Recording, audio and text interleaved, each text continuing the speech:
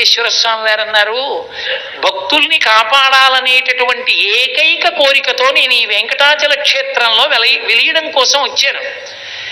నేను వస్తే రమాదేవి కరవీరపురం వెళ్ళింది. కరవీరపురం అంటే కొల్హాపురం వెళ్ళింది. కాబట్టి ఇప్పుడు నన్ను డబ్బు ఇమ్మంటే ఎక్కడి నుంచి ఇస్తాను? డబ్బుతో సమానమైన మాట ఇస్తాను. అదే డబ్బు అనుకోండి. ఏమిస్తారన్నారు?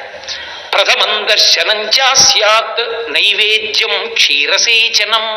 ఓ శ్వేతవరాహమా, నేను మాటిస్తున్నాను, నేను ఇక్కడ వెలుస్తాను, వెలిసి భక్తుల్ని కాపాడతాను. అందుకే ఆబాల గోపాలము ఏడుకొండలవాడ వెంకటరమణ గోవింద గోవింద అంటూనే ఉంటారు, నా దగ్గరికి వస్తూనే ఉంటారు.